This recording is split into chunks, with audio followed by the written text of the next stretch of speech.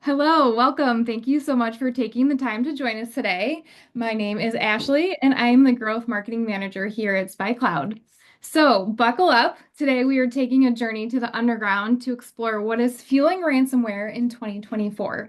We'll dive into the most important findings from the 2024 SpyCloud Malware and Ransomware Defense Report and actionable takeaways for your organization to help defend against future ransomware attacks. All right, so here's our quick agenda for the day. First, let the journey begin. We'll start by sharing the report's origin story and some context about why we do it and what we are hoping to learn this year. Then, moving on, we'll explore the landscape and the ransomware resurgence, which includes top results from our research, such as the most common industries likely to be affected by ransomware, entry points, and the current cybercrime ecosystem. Then we'll go a little deeper into what continues to drive risk, and finally, we'll wrap up by going back into the light and setting everyone on the path to a hero's journey about what your organization can focus on for prevention. Then we should definitely have a couple of minutes for Q&A. So without further ado, let me introduce our journey leaders for today. First up is Trevor Hilligoss, the Vice President of SpyCloud Labs. Trevor served 9 years in the U.S. Army and has an extensive background in federal law enforcement, tracking threat actors for both the DoD and FBI, specializing in advanced malware investigations. He is a member of the Joint Ransomware Task Force and serves in an advisory capacity for multiple cybersecurity-focused nonprofits. Next up, we have Taylor Kopic, our Senior Product Marketing Manager here, bringing over a decade's worth of experience building SaaS software to transform data into action across diverse sectors. He is currently working closely with SpyCloud customers to better address cybersecurity challenges for enterprise protection. And with that, I will hand it off to Taylor. Thank you. Hi, everybody. I'm Taylor. I'm glad you joined to hear a bit more about our discussion on the journey to ransomware. But before I dive in with Trevor, we wanted to briefly introduce SpyCloud. So who are we? We as a company, we exist to disrupt cybercrime. So as you can imagine, it's very important to understand the latest trends and impacts of one of the biggest threats out there, ransomware. Here at SpyCloud, we collect and enrich and publish all the stolen identity data that criminals have about you and your organization so you can act on what they know about your employees. We help protect your enterprise from cyber attacks and provide a variety of use cases. But today's focus is all about understanding and preventing ransomware. So let's dive right in. Let's start the journey into understanding ransomware. And to understand the story today, I want to share a bit more insight into why we do this survey itself. This is now our fourth consecutive year of creating this malware and ransomware defense report, and we've surveyed more people than ever this year. To really disrupt cybercrime and know the latest trends in ransomware, we want to make sure we're balancing our own research with what the actual organizations across the world are facing. So this year, we surveyed over 500 cybersecurity professionals across the US and UK. These respondents range everywhere from executives and CISOs and IT security executives, all the way down to analysts and engineers and operators, and also the identity team for the first time in our report. As you can see, majority of these respondents work at very large organizations, so we want to make sure we're actually listening and understanding what they're telling us. So what we want to know this year in particular about ransomware itself is, again, some of the concerns these organizations face, both about malware and ransomware, as well as how they're currently trying to defend against these cyber attacks. We also are leaning into something new this year. We want to know what were most common entry points from organizations who were hit with a ransom to know how criminals are trying to steal this initial access. Then, of course, we want to know the actual impact, the monetary, the time impact of these ransom attacks on organizations, while understanding what they're trying to do to prevent attacks and where their future security priorities lie. So on that note, I'm going to pass to Trevor to cover a bit more about the whole cybercrime landscape at large. Thank you, Taylor and Ashley, for starting us off. We start our journey with two major trends that have converged over the past 18 months. and which are playing a large role in shaping the landscape we find ourselves in today. First off, ransomware, unfortunately, saw a resurgence as a frequent and damaging attack method, increasing in prevalence in 2024. Ransomware remains the leading cybersecurity threat across every industry we examined. The number of organizations who said that they were affected by ransomware at least once rose from 81% to 92%, and those affected more than once grew even more significantly, from 61% last year to 75% this year.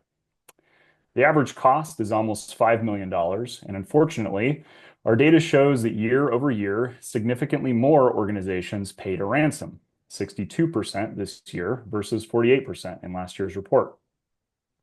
Even more troubling, only about a third of those organizations fully recovered their data, which is a stark reminder that giving in to cyber criminals' demands is a gamble, and the odds are not always in your favor. In some cases, cumulative costs can extend to general disruption, loss of business and opportunities, productivity decreases, reputational damages, and more. For instance, we found in an average successful ransomware attack, 49% of an organization's computers are impacted in some way, which can obviously impact business functions. Third-party exposure is fueling exponential risk across the board. We'll dig a little deeper into these risks in a bit. The presence of an infostealer infection leads to future ransomware attacks. We found that nearly 1/3 of companies that experienced a ransomware event last year had at least one infostealer infection in the 16 weeks prior to the attack being made public.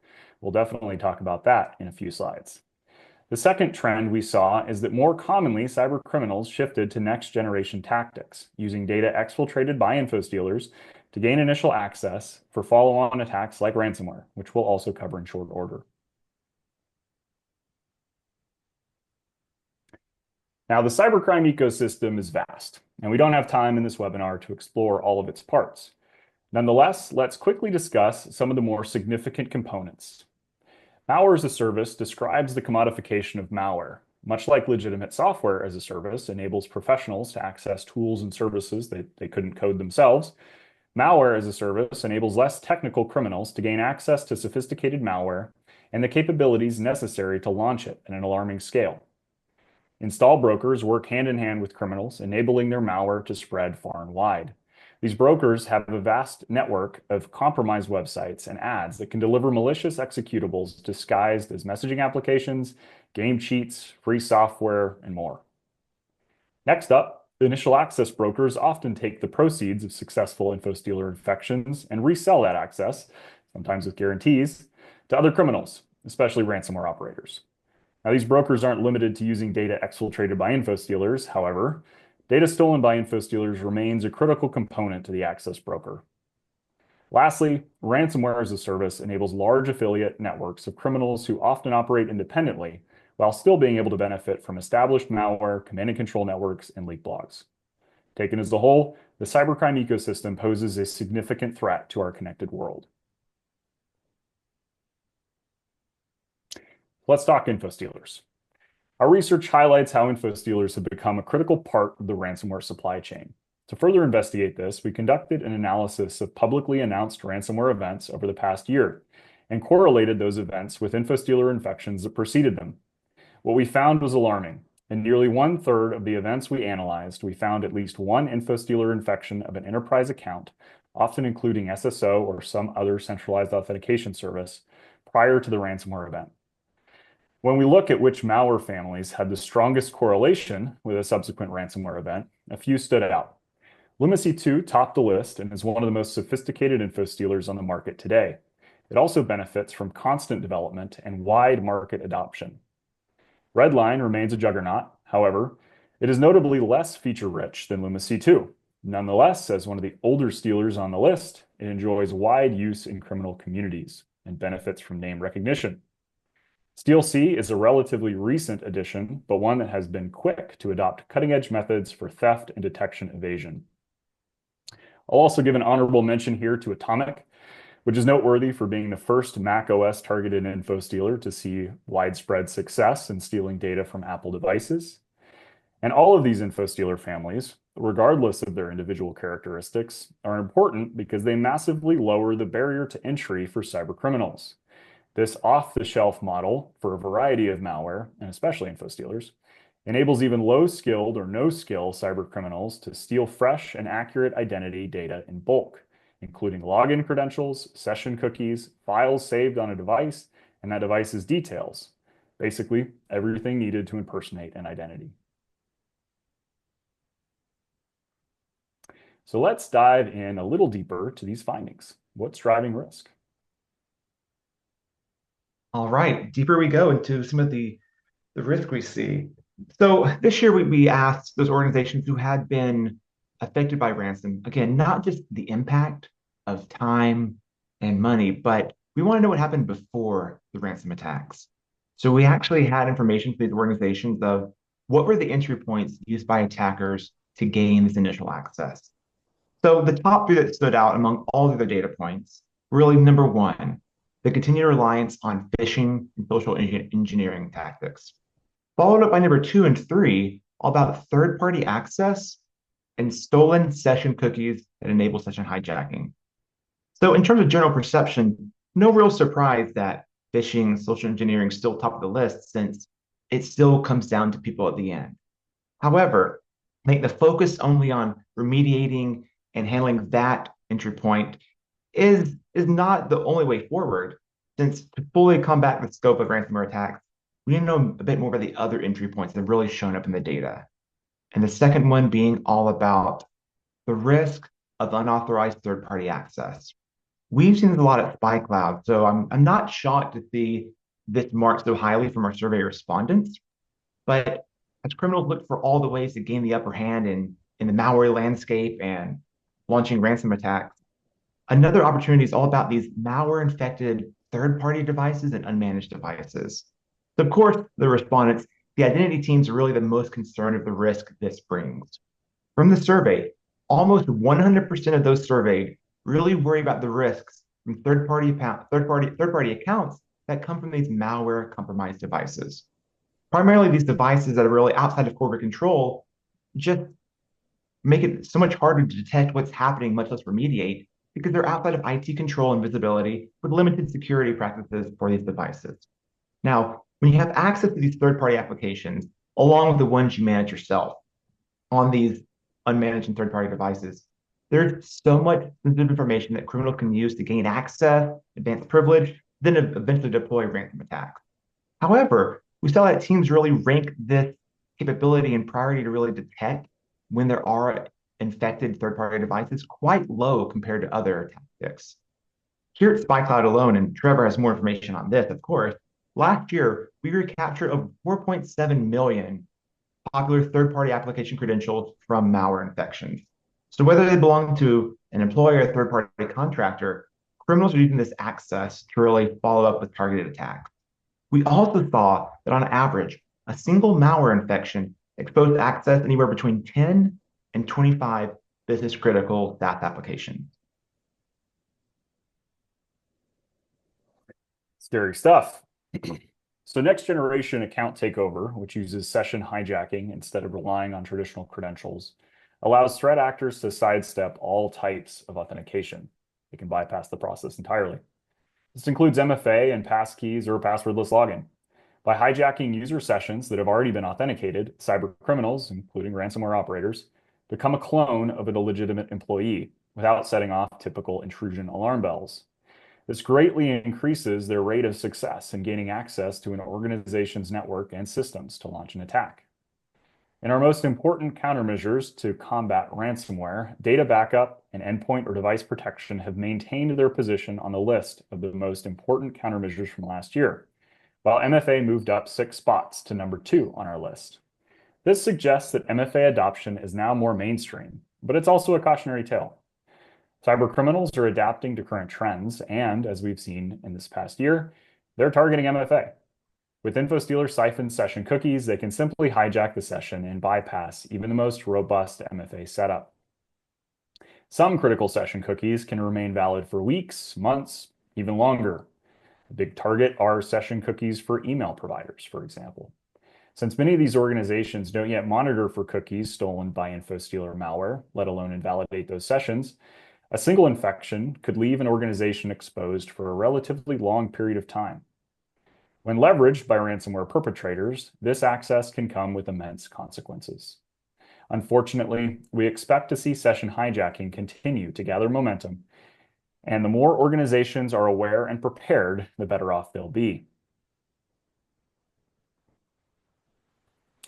Now, based on recaptured data and malware logs tied to the industries we surveyed, as well as previously self-reported ransomware attacks, SpyCloud has constructed a model using machine learning to identify the industries with the greatest risk of future ransomware events. Now, probably saw a poll pop up on your screen.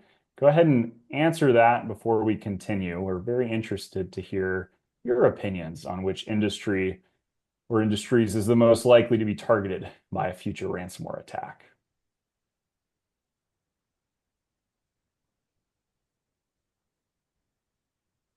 What are we Ashley, I seeing? can't see the respondents, so just let me know when we have quorum. Let's see, what are they saying? What are they choosing? Yeah, it's looking like so far healthcare is the front runner with 73% of the votes. Actually, other is next with 18%, followed by insurance with only 9%. So with that, we will end the Interesting. poll and then go and see what the actual results are. Yeah, interesting. Well, I would like to hear if you're willing, if you answered other, go ahead and drop maybe a question or in the chat. I'm not sure how Zoom functions there, but I'd be interested to hear what your specific industry for other is. Based on our data, we did find healthcare was up there certainly, but not number one. And even more surprisingly, 17% of healthcare respondents reported not being affected at all by ransomware last year. However, based on our prediction modeling, as I mentioned, healthcare is one of the industries with the greatest risk of future ransomware events in 2024 and leading into 2025. In fact, it's about 2 times more likely to experience a ransomware attack. Now, the sector we found to be most at risk, and you guys highlighted this in the poll, is insurance. Now, insurance is more than 6 times as likely to experience a ransomware attack in the remainder of the year. Only 3 sectors, manufacturing, retail, and technology, rated improved ransomware prevention capabilities among their 2 main priorities in the next 12 to 18 months.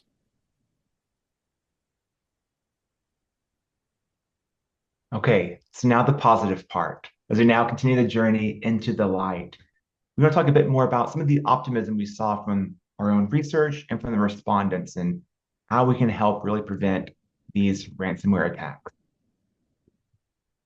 The first tip to share, honestly, is reflecting internally. We saw quite a perception mismatch among the survey respondents with their overall confidence of their organization's ability to really prevent a full-blown ransomware attack. So majority of the security executives felt very, very confident, over 90% of their ability to prevent this full-blown attack. And these executives were also much more confident in their whole company's ability to both respond to malware infections and ransomware attacks. But we saw the data was quite different across the other teams. Identity teams are also a bit more confident. They've also been a bit more aware of some of the risks from third-party exposure, malware infection in general.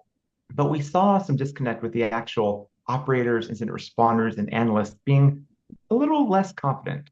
So again, we just want to really promote that you really align internally and self-reflect on your own capabilities to detect malware infections, respond to that to hopefully prevent ransomware attacks, especially as we look into planning for priorities and tactics and projects for next year. And on the disconnect piece, a bit more about the malware capabilities we've seen. Yeah, thanks, Taylor. So security researchers found that as many of 90% of security compromises originate from unmanaged or undermanaged devices. I don't think that's any surprise. Outside of IT control and visibility, and with limited security, these devices hold an undeniable appeal for threat actors. Unfortunately, detecting third-party or unmanaged devices infected by malware is the capability organizations lack most today. Without visibility into these exposures, it's difficult for an organization to fully understand its risk and properly defend itself. Now, even if you don't have a bring your own device policy, which I hope you don't, be aware that modern browser sync capabilities are often the culprit in allowing enterprise logins to be copied out of your monitored environment and onto a personal device. This device can then be infected by malware, and those enterprise credentials can be siphoned out. Unauthorized third-party access is high on teams' radar, rated as the second most risky entry point for ransomware in this year's survey. By improving visibility into malware exfiltrated data, including unmanaged and third-party devices outside of the traditional corporate oversight, you'll have more complete coverage and faster discovery of exposed applications, and therefore drastically reduce your time to remediation. And you might even reduce the likelihood of being a victim of ransomware in the first place. Overwhelmingly, our respondents agree that having better visibility of malware exfiltrated data, such as exposed credentials and session cookies or tokens, and automating remediation workflows would significantly improve their organization's resistance to ransomware attacks and their overall security posture. Back to you, Taylor.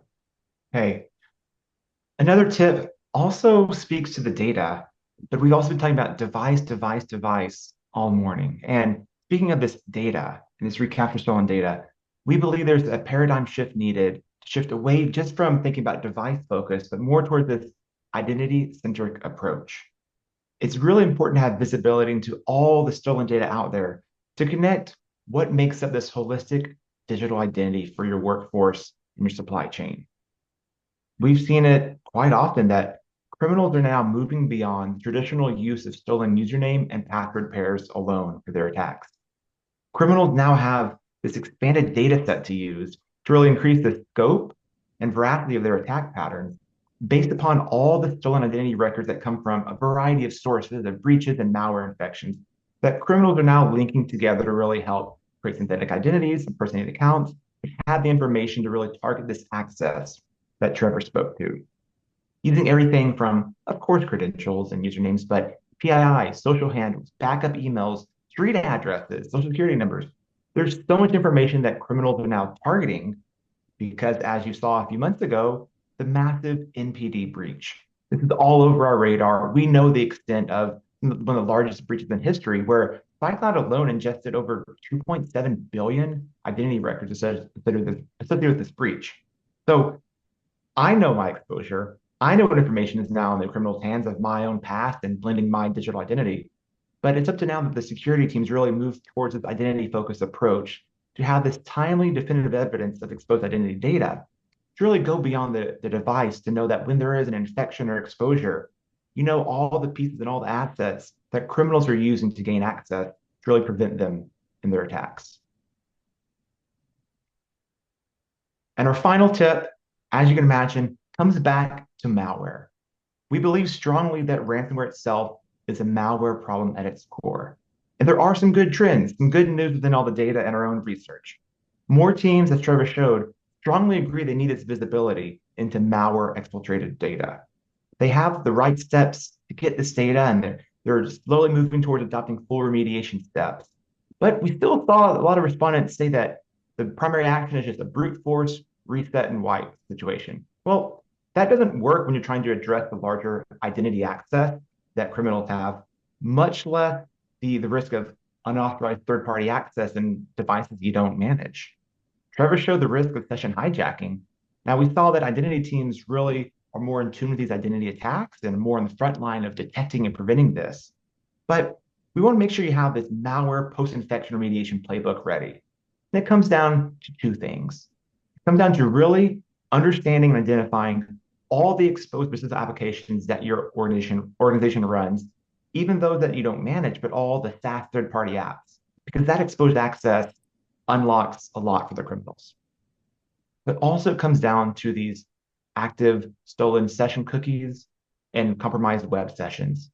Having this information to know, again, what access is out there, then making a plan to know how and when to remediate and the impact of resetting those sessions, what it has on your employees, your customers, and your organization. So it comes down to detecting these compromised credentials and these compromised session cookies. Majority of the teams we saw are reviewing the logs of what's been exposed and terminated open sessions, but it's both having the data and the remediation path in play. Just resetting and wiping and quarantining is a step, we want to broaden the whole malware post-infection and know how you can actually detect stolen access and make the proper plan for your organization. So, in closing, we see some great trends in the next 12 to 18 months to improve malware detection and remediation capabilities, all about visibility and this compromised access for criminals. Now, before we shift Q&A, I do want to highlight in the chat, we've shared a fun infographic that kind of highlights the latest trends and insights from this year's report. But I also encourage you to download the full SpyCloud malware and ransomware defense report. There's so much information that myself and Trevor could not get to today. I want you to read this to really help with your own priorities for next year and just feel confident about your ability to prevent these attacks. So let's warm up the chat. Let's see what questions you have, and we're ready to help us really close this journey out together. Let me move on and let's wait a second to see what is top of mind for this audience. Awesome. Thank you. That was so great. I know it's a lot of information to digest, but feel free to drop any additional Q&A in the question box there. To start, Trevor, I'm going to throw this one your way. Can you give some general best practices for how to avoid session hijacking? Sure. So the biggest point that I will make there is most sessions, most cookies are going to have time to live, right? They're going to have an expiration date on them. Now, sometimes that's not user configurable, but oftentimes it is, especially in the case of more popular SSO providers. You can actually configure how long that cookie will live before it is expired. I would encourage everyone, and I understand this is kind of a trade-off between user experience and security, as there are a lot of things in life. I would encourage everyone, if you have the ability, make that time to live as short as possible, especially for things like SSO. Email is also a huge target for criminals that are deploying info stealers. If you think about if somebody gets into your email inbox, think about the ability to reset passwords or even just enumerate all the services that you use in kind of a similar way that SSO could be used in that way. So definitely decrease those TTLs as much as you possibly can for all of the cookies that you have the ability to do so. Awesome. Thank you. Okay, next question, Trevor. I'm going to throw this one your way as well. We use independent contractors all the time. How can we get ahead of making sure they don't pose a risk to our business? Yeah, that's a good question. So this is hard, right?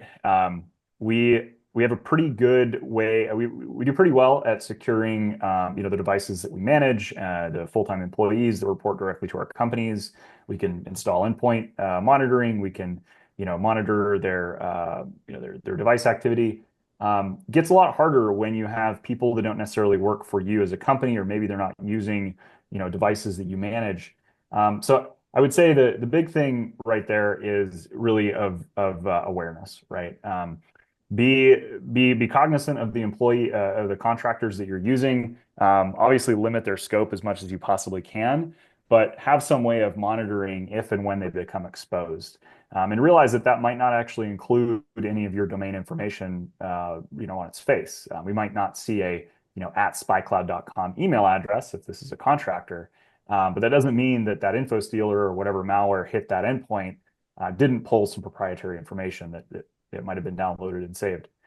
So definitely monitor, definitely limit their scope as much as you possibly can. Those are some pretty good policies there. Great, thank you. So to add on to that, a follow-up question was, do organizations overlook dark web monitoring? That's kind of hard to answer conclusively.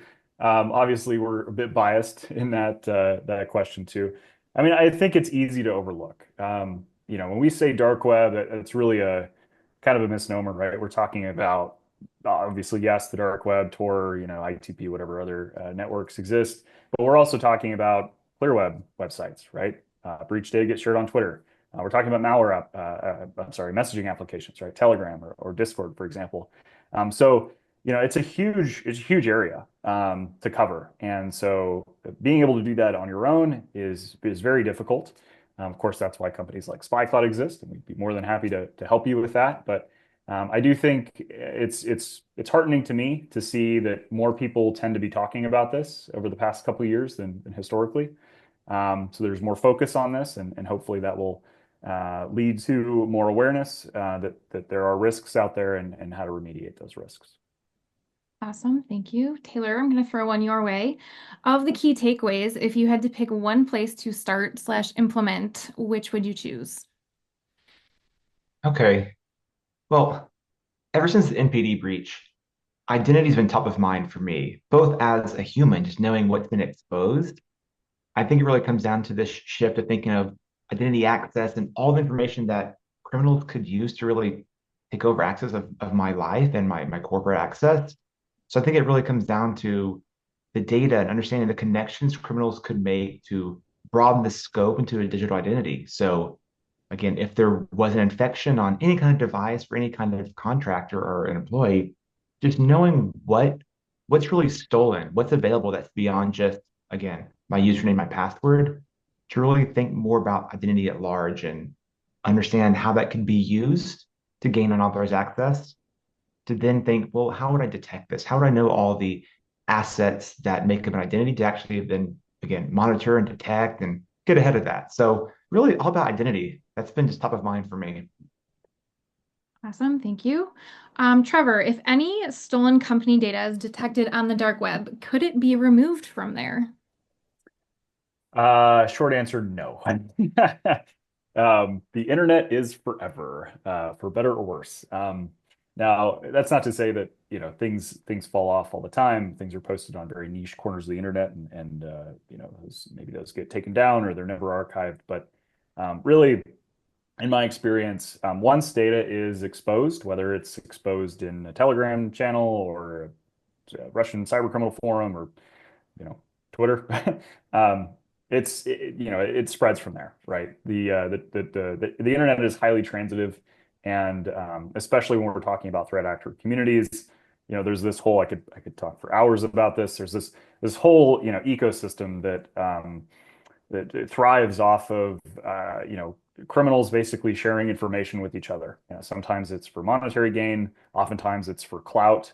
But one data breach gets posted, we see it, on XSS, for example, Russian language cyber criminal forum, and then we can track that one breach over the course of the next several months. We'll see it pop up on a Telegram channel one week and a Discord server the next week, and maybe it shows up on another forum the week after that.